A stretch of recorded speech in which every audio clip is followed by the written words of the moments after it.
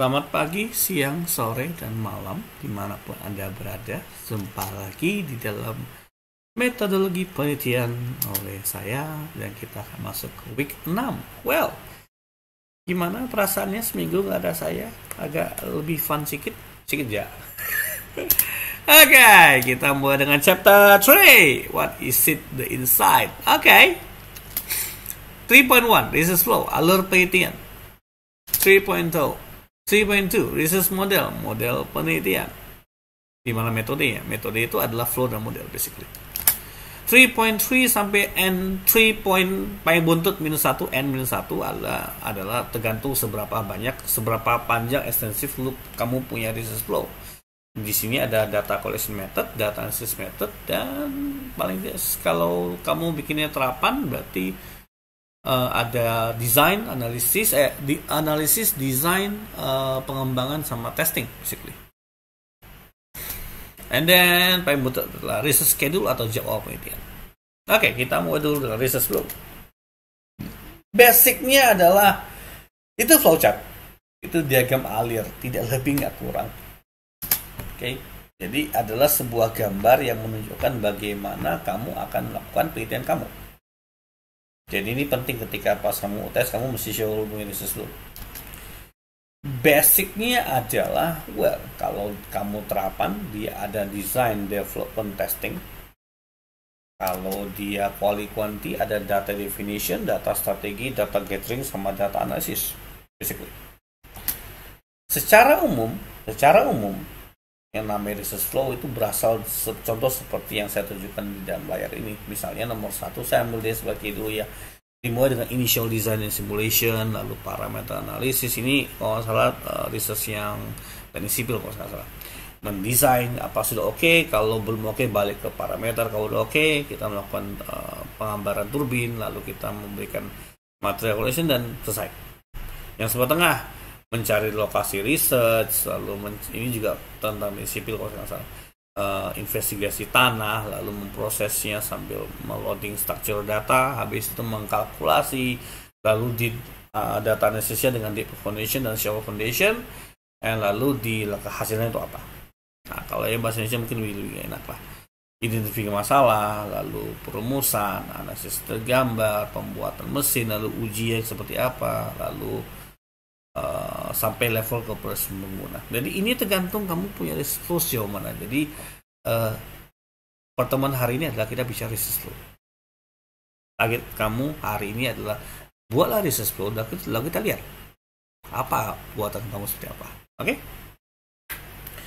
And then flow versus model. Apa bedanya flow? Apa bedanya model? Kalau flow itu menggambarkan bagaimana metode research Anda akan lakukan. Kalau model nanti lah. Pertama-tama hampir semua research itu punya model. Tetapi semua research pasti punya flow. Model adalah framework dari penelitian atau kerangka kerja penelitian atau ground theory dari teori-teori dasar dari penelitian Anda. Kalau kamu pakai quality yang bukan pakai survei, model tuh harus. Masih ingat statistik yang ada independen sama dependent, nah itu model. Flow-nya nggak gitu. Flow-nya adalah pertama-tama kamu studi teori, habis itu mau mengembangkan instrumen, uji instrumen, habis itu menyebarkan data analisis, selesai.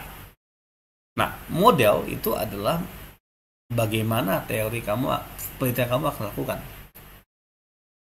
Oke? By the way, skripsi sadly harus ada model. Nah, model itu dicari. Kamu nggak ngembangin model, dan model itu tidak harus ada gambarnya. Flow ada gambar. Model itu contoh kayak model penelitian R&D misalnya. R&D itu nggak ada gambarnya, sama saja cuma research and development. Researchnya gimana, develop gimana. Cuma biasanya dalam research ada model lagi, dalam develop ada model lagi, biasanya itu. Biasanya cuman harus ada sih sebenarnya. Contoh model, ini adalah model-model yang sering digunakan oleh anak-anak SI. Pertama-tama yang pojok kiri atas itu namanya model TAM, Technology Acceptance Model, kalau kamu beli kuanti, ataupun terapan yang ujungnya kuanti. Yang sebelah tengah itu ADI. ADI itu orang-orang yang bergerak di multimedia, akan MNCD rata-rata. Satu lagi MDLC. Terus UTAUT juga varian dari TAM. Di sebelah kiri bawah, kiri bawah itu MDLC, Multimedia Development Life Cycle. Kawannya SDLC. Kalau SDLC saya tahu satu juga, kenapa SDLC itu kayaknya udah standar banget. Terus sekarang pecinta orang PSI rata-rata pakai Scrum semua, saya nggak tahu kenapa. Mungkin gara-gara Pak Efta. Dan yang pojok kanan bawah adalah Dallin McLean atau AS Success Model. Tentu masih banyak model lain selain ini yang saya nggak sebutin, misalnya kayak GAM, General Aggression Model, atau Morality Foundation Theory, atau Expectation Confirmation Model, atau ada juga namanya GAM, ada juga yang namanya NDLC, ada juga yang namanya MUST. Banyak banget teori-teori. Jadi itu bukan hanya ini saja modelnya, jangan khawatir. Kamu ada nyari biasanya agak lama nyarinya, tapi biasa kalau udah dapat bab 3 cepet banget. Data strategi alias metode pengambilan data, atau data gathering strategi. Kamu mesti tahu ada 4. Pertama observasi. Kalau kamu menggunakan observasi, kamu harus menjawab paling tidak 5 pertanyaan. Apa yang kamu observasi? Mengapa kamu observasi benda tersebut, atau kejadian tersebut, atau orang tersebut, atau fenomena tersebut? Bagaimana cara kamu observasi? Sehari sekali kah, atau seminggu dalam seminggu kah, atau kamu setting jam 8 atau gimana, saya nggak tahu. Lalu seberapa lama kamu akan melakukan observasi, dari kapan sampai kapan? And then nomor 5 adalah data apakah atau kesimpulan apakah yang akan kamu dapatkan dengan observasi. Jadi observasi adalah salah satu metode strategi data yang paling berat. Jadi jangan coba-coba kalau kamu nggak observasi beneran. Saya lebih mending kamu pakai interview, questionnaire, atau survei. Kenapa? Itu lebih gampang dikuantifikasikan. Nah, interview adalah metode yang dimana kita bertanya kepada narasumber. Nah, ketika kamu pakai interview, kamu perlu menjawab 4 pertanyaan. 1, kamu menanya siapa? Karena kamu harus tahu siapa ini, siapanya apakah spesifik ataukah tidak. Kalau spesifik, berarti Anda harus menentukan dia kenapa kamu memilih orang tersebut untuk kamu interview. Kalau tidak, profilnya seperti apa yang tidak. Contoh, saya pernah pakai metode interview. Saya jelaskan, saya akan interview mahasiswa, dosen, guru, pegawai dinas pendidikan, dan orang tua siswa yang pernah berhubungan dengan video game. Itu profil. Kenapa? Saya nggak mention nama, tapi saya juga pernah mention saya akan interview ketua ISPA Indonesia. Kenapa? Saya mau itu atas nama ini. Kenapa dia qualified ngomong itu? Yang kedua, tadi kamu siapa kan? Yang kedua adalah kamu mau nanya apaan? Pertanyaannya kamu mesti listingan. Kalau kamu nggak listing pertanyaan, paling tidak apa sih yang mau kamu dapatin dari interview itu? Itulah kenapa kadang-kadang interview itu berhubungan dengan model. Jadi saya menanya orang ini berdasarkan model Dallin McLean. Artinya saya nanya mengenai information quality, system quality, sama service quality. Saya gunakan interview ini menggunakan metode UTAUT. Berarti saya akan ngecek dia punya performance ekspektasi, effort ekspektasi, social influence, atau fashion condition. Itu interview. Oke? Nah, yang ketiga adalah questionnaire sama survei. Keduanya kayaknya mirip pada enggak. Questionnaire adalah form yang disebarkan untuk mendapat data, baik itu data yang kuantifikasi secara kuantifikasi maupun tidak, yang bertujuan untuk dianalisis seterusnya setelah itu. Survei itu tidak. Survei itu adalah form digital yang menggather data, baik itu data yang sifatnya kuantifikasi langsung maupun tidak, yang tidak dianalisis lebih lanjut. Nah, bedanya apa? Contoh, Kalau kamu mau bicara seberapa puas mahasiswa UIB, itu copy survei. Dia cuma jawab puasnya 1 sampai 5, lalu habis itu kamu gather datanya, kamu rata-rata ke bawah set. Dah, itu survei. Tapi kalau kamu bikin kuesioner, nah itu kembali seperti kita punya statistik kemarin, di mana ada independen, ada dependen. Lu ukur dua-duanya, lalu kamu ukur relasi keduanya, baik dengan regresi maupun dengan SEM. Kurang lebih situ. Makanya questionnaire itu pasti pakai model. Survei belum tentu.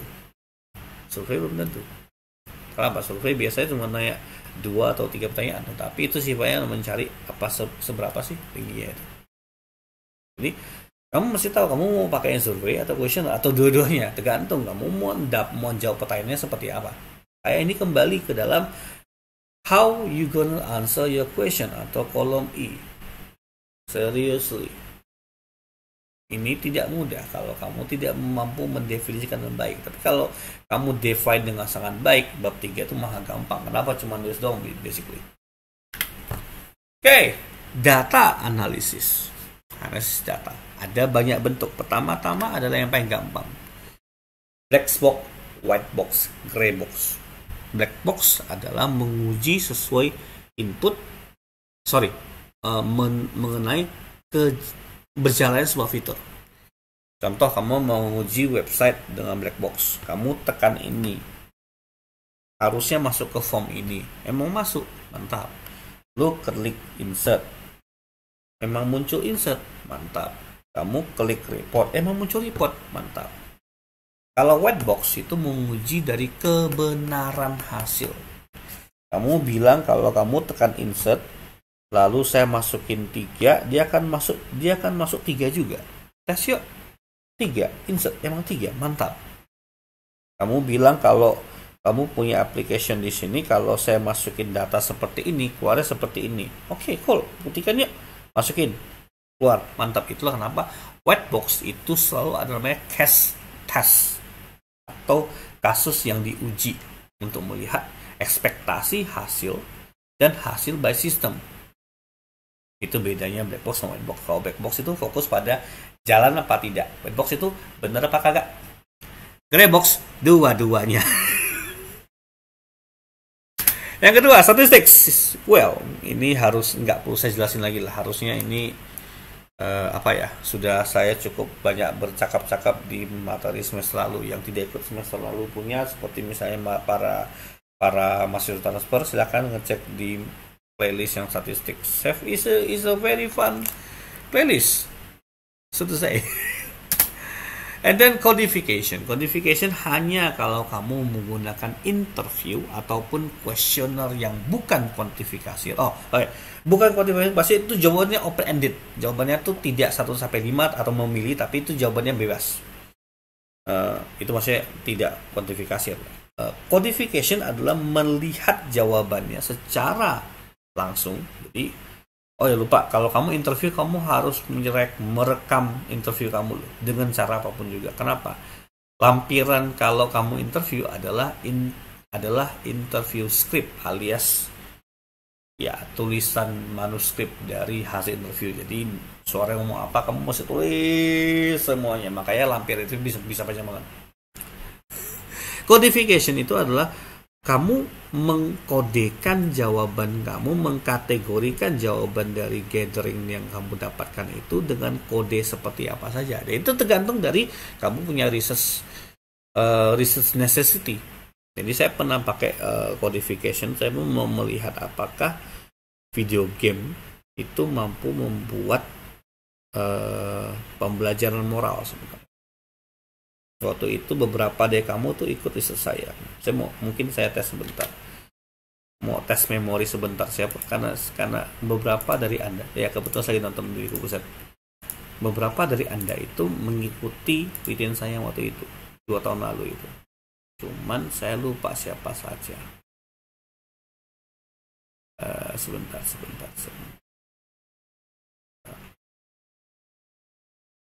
No, this one.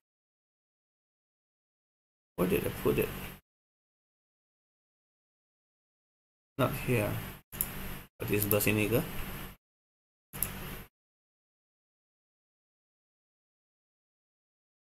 Research. Oh, this one. Maybe mungkin Anda mesti ingat kenapa saya pernah membuat research ini sama kalian. Yang saya nonton film itu loh. Siapa ya? Albert Sun. Habis itu Jason Aaron Lewis. Henki, Infrisante Wilson Pang, John Indexon, Joyce Chrissy, Julian Teo, Kelvin, lalu Mikael Chandra, Tommy, Tri Susanti, Audrey Sojana, Herdina dulunya. So sad, you why so gone so fast. Isus Yemi Vanessa, Ricky Andi Kurniawan juga pernah ikut, Shirley juga pernah, Suryanto juga pernah, Feren juga pernah. You remember this one? Nah, ini kodifikasi kayak ini bentuknya. Kodifikasi adalah menjawab pertanyaan kamu akan berubah menjadi simple like this. Kok jadi simple Pak? Ya iya, itu saja. Itu codify. Meskipun ya kalau mau lengkap codify-nya ya sebentar. Where is it? Ya, saya masih jelasin satu persatu. Kenapa? Contoh misalnya saya ngambil contoh misalnya nih. Menurut Muhammad Romi Mukhtarom, saya akan mencari tulisannya apa yang pas, apa yang mau saya kejar. Yang mau saya kejar adalah love, freedom, self goodness, other goodness, and public goodness. Saya cuma mencari ini saja kategorinya. Kalau benar plus 1, kalau salah min 1, itu saja mainannya. Dan ini pekerjaan yang nyebelin. Kenapa? Kamu masih membaca yang sangat panjang. Jadi contoh misalnya saya pernah ngomel soal ini di kelasnya Audrey, tetapi saya tunjukin seperti apa coba Audrey. Contoh ya. Semua orang itu menjawab dengan jawaban yang seperti ini. Saya mungkin harus tunjukkan seperti ini biar kelihatan. Saya gede ini. Orang menjawab dengan 2 baris, 1 baris, 2 baris, 1 baris. Ini menjawab dengan 1 paragraf. Dan ini salah satu yang pendek loh ya. Dan ini konsisten sekali. Jadi kalau kamu bertemu dengan orang seperti ini di dalam questionnaire kamu, you will have a very bad time. Membaca ini bukan pekerjaan mudah. Dan ini sialnya konsisten loh. Audrey luar biasa loh kalau bikin jawaban kayak ini luar biasa loh. Jadi apakah Anda setuju dengan robot yang dipukul manusia karena itu? Wah gila, bikin novel dia. Jadi itu adalah yang namanya codify. Dan lain adalah average and consensus. Ini kalau survei, hanya survei saja. Consensus. And then discussion. Ini ending of this. Ini kalau kamu tidak mau melakukan kodifikasi, tapi kamu membahas satu persatu jawaban dari setiap orang ini. Interview sama si A, dia jawab ini, bahas semua dan kamu tambahkan komentar kamu. Discussion adalah yang paling panjang, 4 ya. Saya pernah bertemu discussion yang hampir setengah skripsi. Gila. Oke, kurang lebih seperti itu. Bye.